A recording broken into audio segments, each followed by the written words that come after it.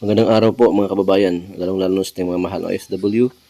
Ang ating video for today is about our lechon manok griller at paglalagay ng bricks, clay na bricks para magiging mas lalong tumatagal ang inyong griller at lalong titibay. Pero mapansin nyo, walang bricks yung pinapadala natin sa inyo para hindi tayo makabayad ng malaki at para hindi masyadong mabigat sa pagpadala ng ating griller sa mga lugar ninyo.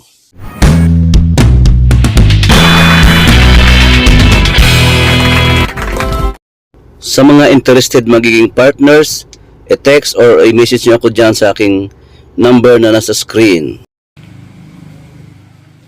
Ganito po yan guys, ang itsura ng ating griller. Magumalagyan ng bricks.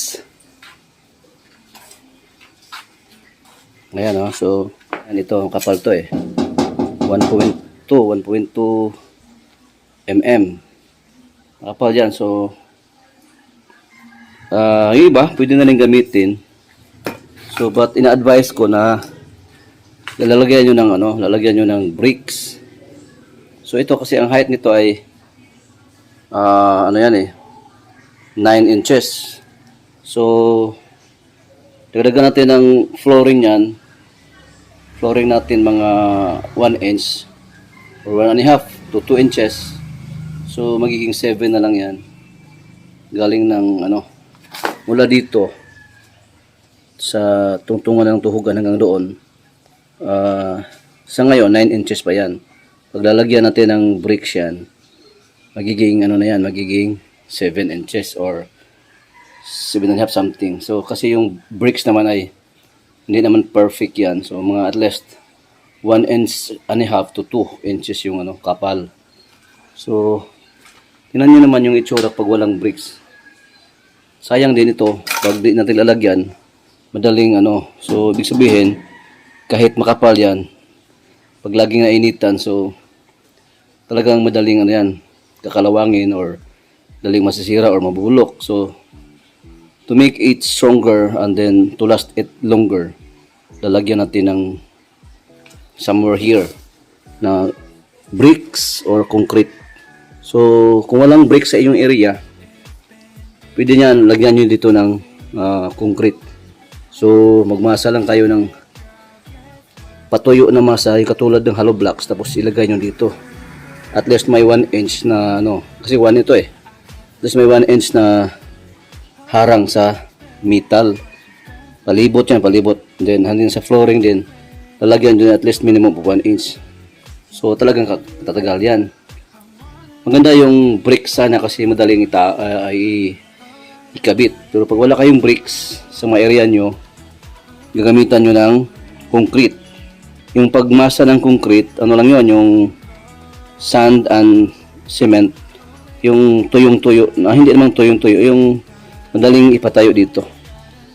Masa nyo ng parang masa halos ng hollow blocks. Mas basa ng kunti sa hollow block para tumatayo dito. So padikit nyo dito, paikot doon. So kakapal na yan. So tatagal lang yung ating griller, ating lutuan. So ito yung sample ng ating bricks. So tapos ko na itong ginagawa. Hindi ko na videohan kanina pero madali lang naman ito. Ayan. So tapos na ito. Simple lang gagamitan nyo. Di na kailangan gagamit pa kayo dito ng sand or yung buhangin. Puro na lang simento yung gagamitin natin. Tapos imasahin nyo ng masahin nyo. Tulad dito kasi may namasa. Masahin nyo ng katamtaman lang yung basa para madaling idikit, So tulad yan, tapos na yan, ipapatch lang natin yung mga area na may mga butas-butas. So una gawin so kita nyo yung flooring ay nilagay lang sa gilid. Ayan so hanggang dito yung banda yung yung ating bricks So may kunting diferensya since ito ay 9 inches yung natin mula dito sa taas. Mula dito ang taas hanggang sa floor is 9 inches, di ba? Itong ating bricks ay 8 inches. So, meron siyang sobra mga almost 1 inch. Ito yung lalagyan natin ng puro semento paikot doon. So, kita nyo doon, no? Kita nyo. So, may line na. Kita nyo yung line niya.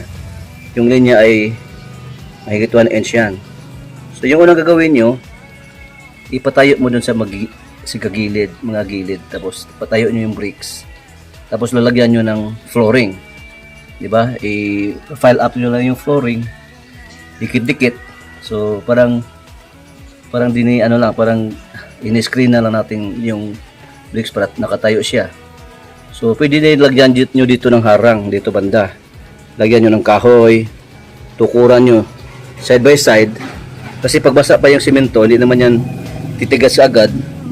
Tukuran nyo, like example, pag marami yung bricks nyo, ganyan, itukod nyo ganyan. So, paglagay nyo ng simento dito, paikot dyan, so titigas yan hanggang titigas na siya, hindi na matutumba. Tapos yung mga bricks dito sa sa baba, sa ilalim nito wala nang nilagay natin na semento. Nilapag lang natin yan lahat yung bricks dyan. Tsaka yung mga joints, doon natin nilagyan ng mga kaunting semento. Tingnan nyo, walang solid na semento na nilagay yan. Dito lang sa upper part, dito banda, dito lang nilagyan natin ng semento, no? So, kasi yung natin yung natin yung height nito kasi is 9 inches, diba? Yung bricks kasi ay yung bricks karamihan yung bilhin mo ganito yung sukat. Ito yung bottom side yan, dito yung uli harap. Dito is 4 inches yan, 8 inches. So 4 by 8 yan. Tapos yung kapal naman ay mahigit siya. Hindi naman siya 2 inches, hindi din siya 1. Parang 1.5 lang eh. So okay na to. Lagyan natin ng ganyan. So halimbawa dyan, so nakatayo na yung bricks. Lagyan nyo dyan. Ayan. So naharangan siya, so nakatayo siya. So lagyan nyo dito ng semento. So ito lahat-lahat, kasi yung standard naman yung griller natin, lahat-lahat nito ay ubos tayo ng mahigit 63 na apat na, kaya nga, so 63 kasi yung ganyan na bundle na bricks. Ito kasi yung guys dito 2, 4, 6, 18. So bawat bundle kasi nito ay 20 na piraso. So nakaubos tayo, may naiwan lang dalawa. So nakaubos tayo ng 58. So dito guys, tag 300 yan per bundle ang ating bricks pag bilhin dito sa sa Cebu. Mabili nyo ito sa mga garden, sa mga nabibinta ng mga ceramics, yung mga gardens, kasi diba mayroon naman mga pots doon, mga pots na palagay mga bricks yung nagawa nila. So ito na yung ito na yung patapos nito. Yan, pinagamit natin ay puro simento lang. So unti-unti nyo na ilagay yung simento, yung tingnan nyo. So pahiran nyo na lang ng foam dito, yung foam na panghugas, basahin nyo tapos ipahin nyo dyan para ikinis siya. So walang yan dito sa ilalim ng sa likod ng bricks, wala tayong nilagay na semento. Dito lang pinapatsingan natin para mag-stick siya paikot. Tsaka yung sa mga makikita nyo dyan, ito kasi hindi naman kasya siya, may part siya na nilalagyan natin ng solid na simento. Ayan, dyan. Tsaka yung doon, dito banda. So hindi lang tayo nag-cut ng bricks, nilalagyan na lang natin ng simento. Sinadya natin yun guys, kasi pag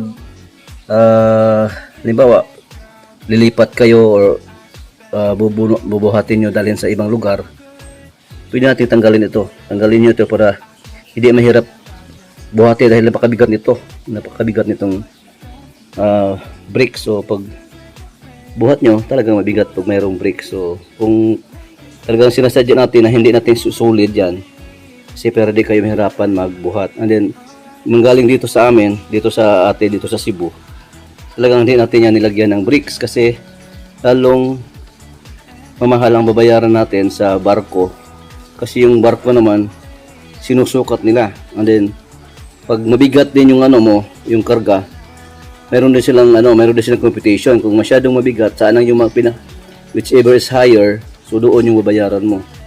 So kaya talagang sinasadya natin hindi na tayo maglagay ng bricks.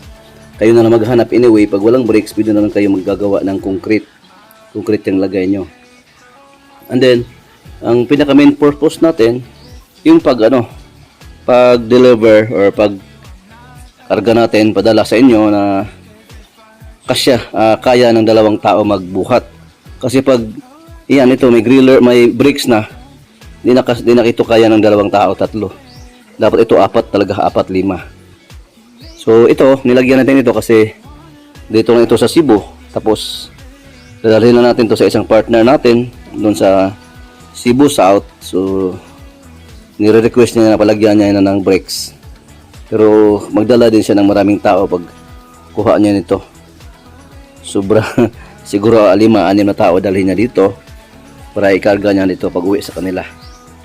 So actually kaya yan 4, pero hanggang lang buhat lang pag ikarga niya sa sa sasakyan, hirap na yan. Ang bigat na yan bubuhatin. Okay, so sana'y nakuha nyo guys paano yung ginagawa, no? Talagang lilinis yan. Yan, tulad niyan, malinis kasi pagkatapos ng parang tumutuyo na yung simento na pinapatch natin sa mga bakante na yung space niya. Pag medyo tuyo na siya, pahiran natin ng foam. Tulad ito yung foam natin.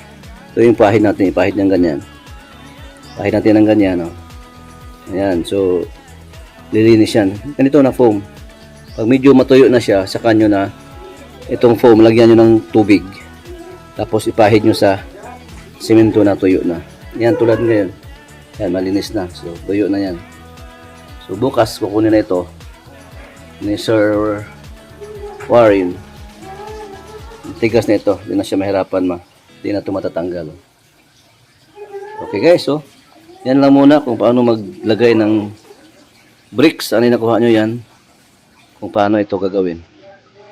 Maraming salamat po ulit sa inyo at bye-bye.